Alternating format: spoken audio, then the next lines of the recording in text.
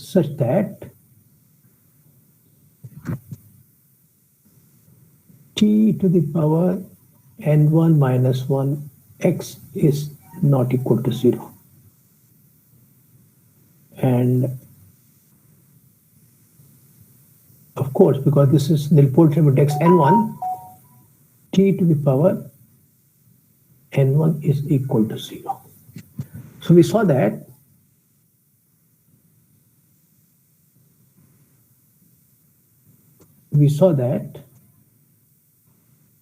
number one, this set comprising x, tx, t square x, t to the power n1 minus 1 x is linearly independent. We also saw that if I define V1 as the subspace spanned by this, then this is a T invariant subspace of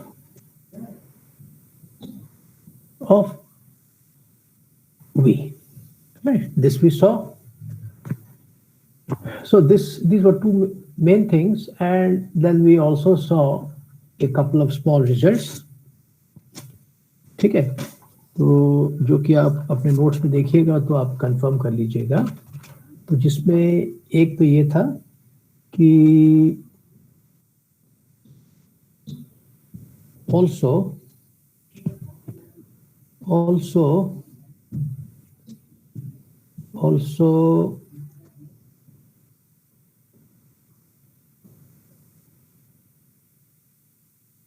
if t to the power n1 minus k u is equal to 0 for some u in V1, then we saw that we can find another element in V1 such that this u can be expressed as this thing. और एक और चीज देखी थी जिसका इनसे कोई लेना देना नहीं था, वो ये था कि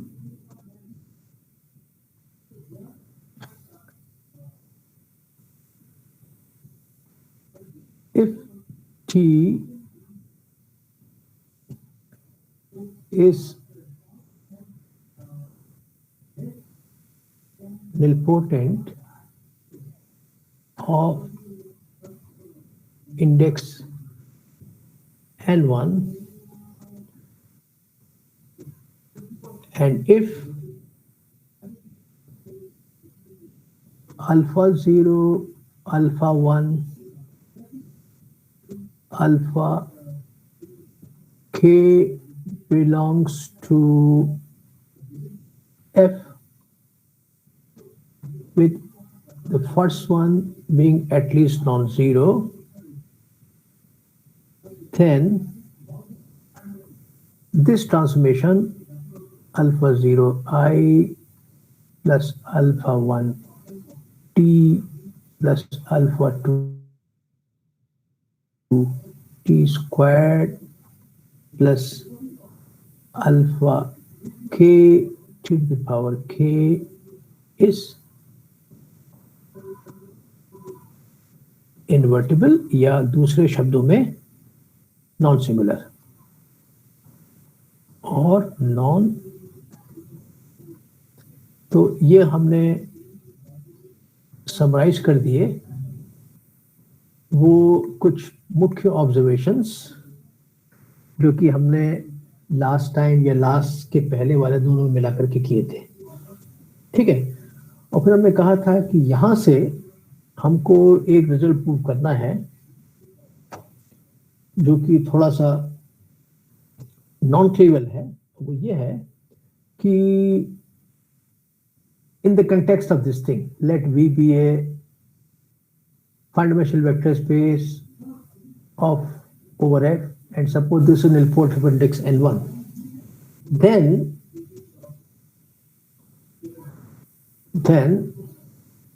यहां लिखते हैं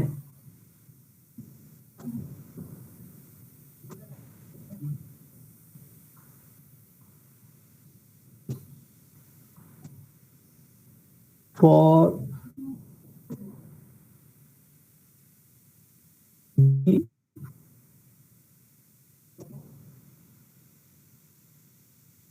and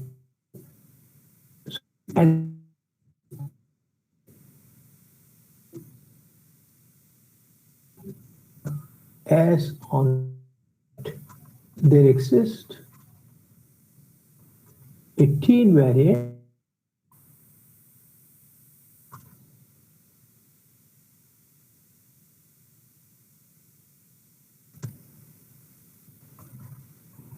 सबस्पेस, कुछ नाम दे देते हैं, से W of V such that this V can be decomposed as direct sum of V1 and W. तो यहां पर हमको ये देखना है कि हम कैसे इस W को ढूंढें, और हमने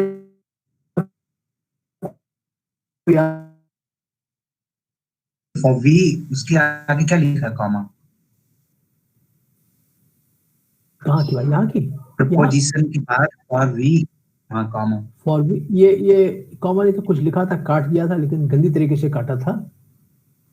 चलिए अब ठीक हो गया। ओके, ठीक है। तो अगर V, T और N1 सब जो यहाँ बताए उस तरह के हैं तब ऐसा होगा।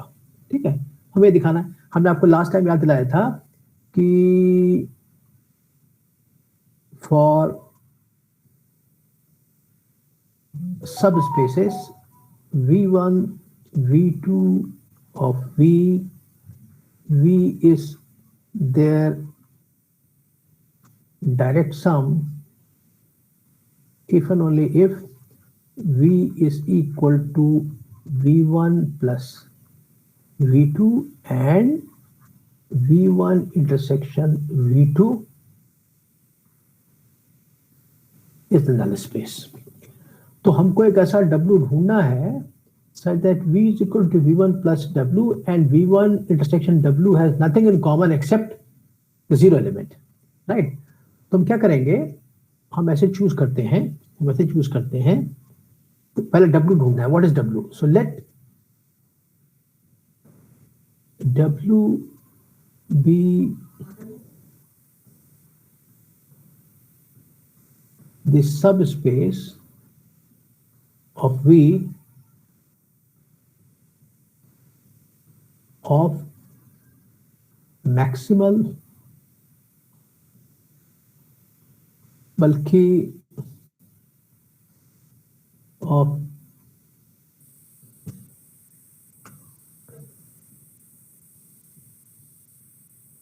मैक्सिमम, इसको मिटाई दें,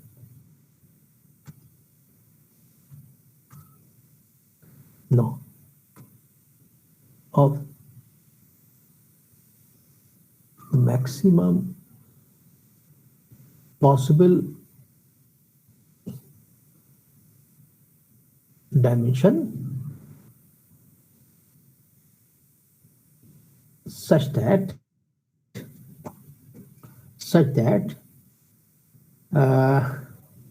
two things, V is equal to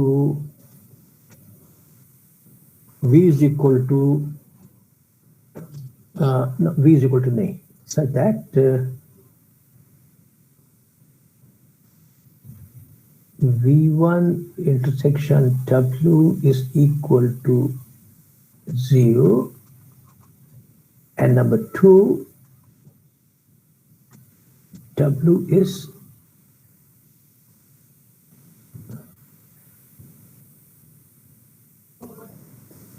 ठीक है। तो पहली चार्ट से ये देखिए कि note that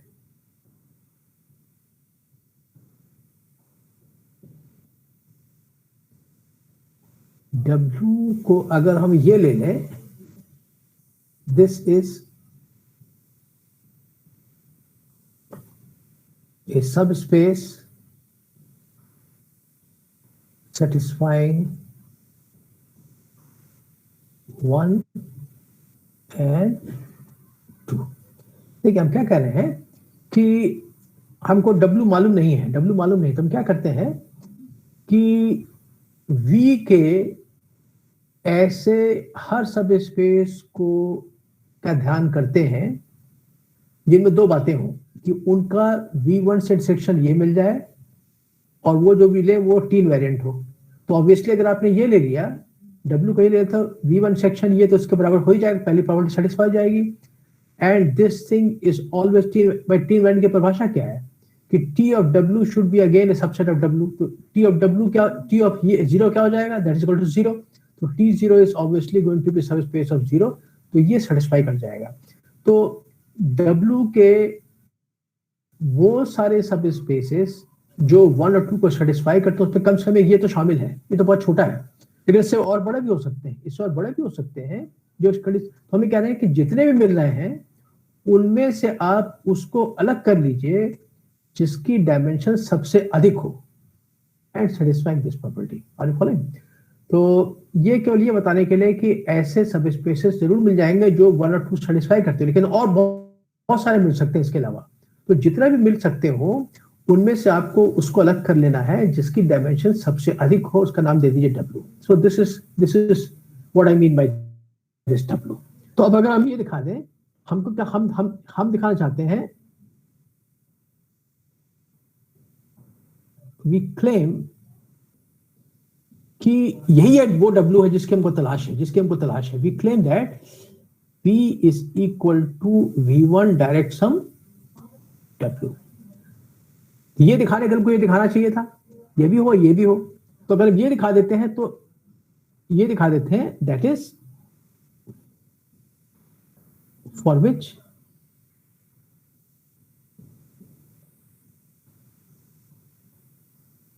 it suffices to show that V is equal to V1 plus W। इस चीज को समझ लीजिए, फिर आगे बढ़ेंगे। हमको दिखाना ये है, ये दिखाने के लिए 2 कंडीशंस पर्याप्त हैं।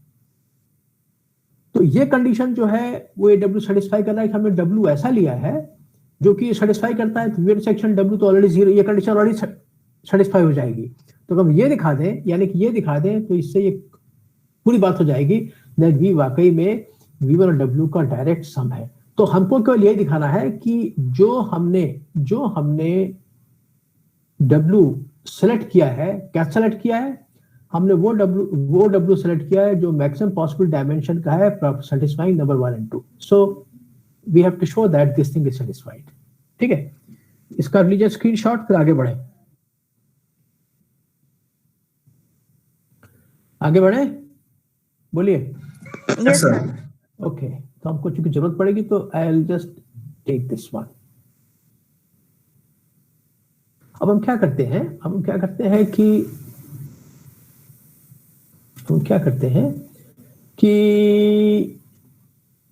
ओके, सो अब मान लेते हैं इफ पॉसिबल, हालांकि अब दिखा देंगे कि पॉसिबल नहीं है, if possible let P be not equal to V1 plus W। क्या मतलब हुआ, V1 V का सब स्पेस है, W भी V का सब स्पेस है, तो डेफिनेटली V1 plus W का सब स्पेस होगा। तो अगर बराबर नहीं है इसका मतलब कि ये इसका प्रॉपर सब स्पेस है, यानी कि V के अंदर एक ऐसा एलिमेंट मौजूद है जो कि इसमें नहीं है। तो I can write then there exist some Z1 जो कि V में तो है लेकिन इसमें नहीं है, इसमें नहीं है। ठीक है, एक चीज क्लियर है, क्लियरली ये Z1 जीरो तो नहीं हो सकता है, क्योंकि जीरो तो हर सब स्पेस में होता है, जीरो इसमें भी है, इसमें भी है, लिहाजा इसमें भी है, इसमें भी है, जीरो तो नहीं हो सकता है। तो Z1 is definitely going to something non zero. तो मान लीजिए कि Z1 इस ऐसा है।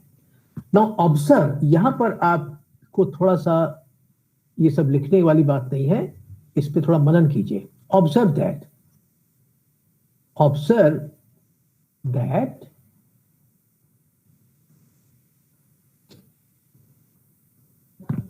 observe that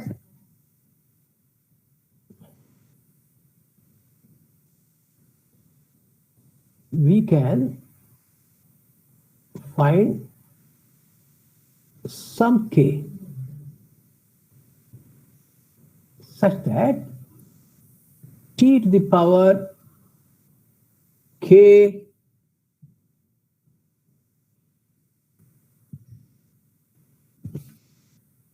belongs to v1 plus w, but t to the power I, क्या लिखे हम, सॉरी सॉरी सॉरी, यहां पे हमको लिखना चाहिए था Z1, t to the power k Z1, but t to the power I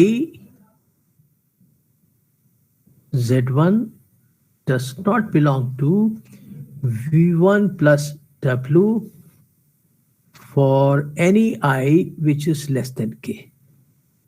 ऐसा हम क्यों कह रहे हैं? ऐसा हम इसलिए कह रहे हैं कि देखिए ये Z1 मिल गया हमको, ये Z1 मिल गया। अच्छा, T1 जो T1 था उसके बारे में, ये T कैसा था? ये T एज ऑन लेफ्ट, यानी कि T वॉज निलपोटेंट, T जो था this was as on left, तो यानी कि T क्या था? निलपोटेंट ऑफ इंडेक्स N1 था, इसलिए ये कंडीशन सेटिस्फाइड थी। इसका मतलब ये हो गया, इसका मतलब ये कंडीशन सेटिस्फाइड थी, इसका मतलब ये हो गया कि t to the power n1 is equal to 0, यानी कि t to the power n1 को किसी भी एलिमेंट पे लगाएंगे पहुंचेंगे 0 पे। तो अब in the light of this thing, चूंकि t to the power n1 is equal to 0, so therefore you will find that t to the power n1 Z1 भी 0 हो जाएगा, ये भी 0 हो जाएगा। तो 0 का मतलब क्या हो जाएगा कि 0 तो हर स्पेस में होता है, तो 0 इसमें भी होगा, इसमें भी होगा, इसमें भी होगा, v1 प्लस w। ये किसको बिलोंग कर रहा है? ये बिलोंग कर रहा है v प्लस w को बिलोंग कर रहा है। तो हमने क्या किया, हम यहां से स्टार्ट करते हैं, Z1 t Z1 t square Z1 t cube Z1 करते जाते हैं और हम यहां पहुंच गए, मान लीजिए t की पावर n1 Z1, यहां तक पहुंच गए। तो हम देखते हैं कि ये एलिमेंट जो है ये v प्लस w में है कि नहीं? ये तो नहीं है, Z1 डज नॉट, ये तो नहीं है। फिर इसको देखें, ये है कि नहीं? अगर ये भी नहीं है, आगे बढ़ जाएंगे, लेकिन हम जैसे t को बढ़ाते जाएंगे, हमारे गारंटी है कि जब हम t to the power n1 लिखेंगे, क्योंकि ये 0 है और 0 हर स्पेस में, तो इसको बिलोंग करना ही पड़ेगा इसके अंदर, इसको तो belong t to the power n1 Z1 को तो being equal to 0 it has to belong to this thing, right? It has to belong to this thing। लेकिन हो सकता है कि इसके पहले ही कोई पावर मिल जाए t की, कि that power applied to Z1, जैसे मान लीजिए t to the power k में belong to v1 plus w, लेकिन उसके पहले बिलोंग नहीं कर रहा। हम फिर से रिपीट कर रहे हैं, तो यही चीज आपको देखना है, ये चीज इंपॉर्टेंट भी है। हमने ये कहा कि हमको एक k मिल जाएगा, थोड़ा सा कोशिश करेंगे तो हम एक ऐसा k आइडेंटिफाई कर लेंगे कि t to the power k Z1 तो बिलोंग करता है, लेकिन इससे कम पावर लेंगे t to the power I Z1 where I is less than k, वो बिलोंग नहीं करेगा। क्यों नहीं करेगा? कि ये तो बिलोंग नहीं कर रहा है, ये बिलोंग नहीं कर रहा है, Z1 does not belong to, ये तो बिलोंग नहीं कर रहा है, ठीक है। और ये बिलोंग कर रहा है, क्योंकि 0 के बराबर है, बिलोंग करता है। तो ये बिलोंग नहीं कर रहा है, ये बिलोंग कर रहा है। तो अब जैसे जैसे आप टी लगाते जाएगा, हो सकता है बिलोंग ना करे, और आगे बढ़े ये भी बिलोंग ना करे, और आगे बढ़ जाए ये सोचता है ये भी बिलोंग ना करे, पढ़ता ही। लेकिन आपको गारंटी है कि ये सिर्फ से अनंत नहीं जाएगा। जो ही आपकी पावर n1 हो जाएगी तो T to the power n1 तो बिलोंग कर ही जाएगा। लेकिन हो सकता है इसके पहले ही आपको एलिमेंट मिल जाए जो इसमें बिलोंग कर जाए, और पहले मिल जाए। तो जो पहली बार ऐसा मिलता है पावर, वो पावर मान लीजिए के है, तो k is the first power of t such that t to the power k sudden belongs to this thing. लेकिन इससे कम वाली पावर बिलोंग नहीं करेगी, right. So this is what I wanted you to observe, ये चीज observe कीजिए। और ये हम इसलिए कह पा रहे हैं because t is important of index n1, जिसकी वजह से t to the power n1 is equal to 0, और जिसकी वजह से t to the power n1 z1 is equal to 0, और 0 सब बिलोंग, ये तो बिलोंग करेगा ही करेगा, ये तो बिलोंग करेगा ही करेगा। लेकिन हो सकता है कि इससे कम पावर वाला भी बिलोंग कर जाए इसके अंदर। तो आप वो पावर लीजिए जैसे कि k, कि t to the power k z1 तो बिलोंग कर रहा है, लेकिन t to the power anything which is less than k does not belong, उसको हमने बोल दिया k। So we can always find this thing by the argument which I just gave to you, right? So now having done this thing कि ये हमने जब इस k को ढूंढ लिया, तो find some k with this property, right? Now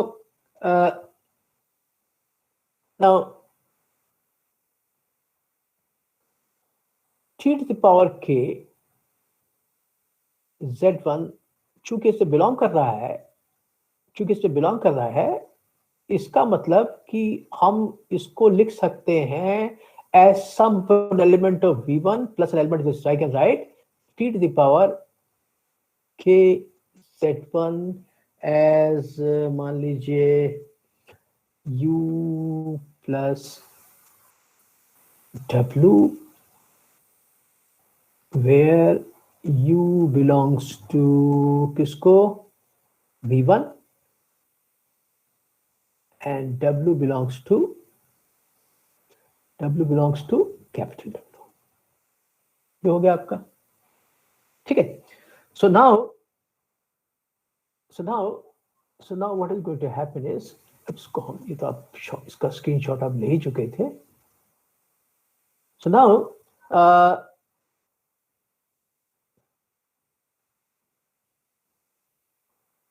therefore t to the power n1 z1 जो कि हमको मालूम है 0 के बराबर है, this I can write as t to the power n1 minus k into t to the power k z1 obviously, ठीक है, which I can write as t to the power n1 minus k। इसकी जगह पर हम ये लिख सकते हैं and this is equal to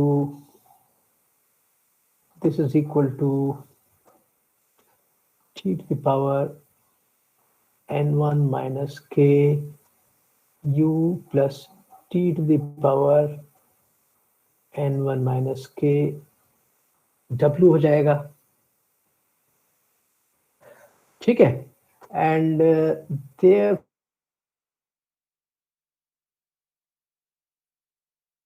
n1 minus k u is equal to t to the power n1 minus k w.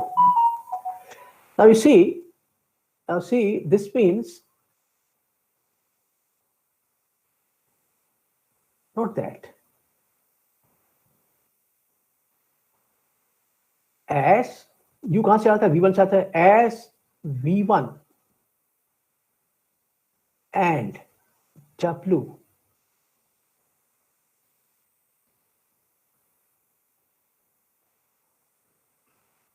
are t invariant, तो क्या हो जाएगा, तो ये इसका एलिमेंट है, इसका मतलब कि t of u will belong to this thing. जब t उस पे बिलोंग कर गया तो चूंकि ये t वेरिएंट है, सो t फिर से लगा दीजिए, t ऑफ t u भी बिलोंग करेगा, t स्क्वायर u भी बिलोंग कर जाएगा, v में उन्हें t क्यूब u बिलोंग कर जाएगा इसमें, और T to the power n1 minus के भी बिलोंग कर जाएगा v1 के अंदर। और वैसे ही चूंकि w भी टी इनवेरिएंट है तो t of w belong to this thing, फिर टी डब्ल्यू पर फिर टी लगा दीजिए, टी स्क्वायर डब्ल्यू बिलोंग करेगा, T to the power n1 minus के भी इसमें बिलोंग कर जाएगा। So I can write note that as these are T invariant minus t to the power n1 minus k u belongs to v1 and t to the power n1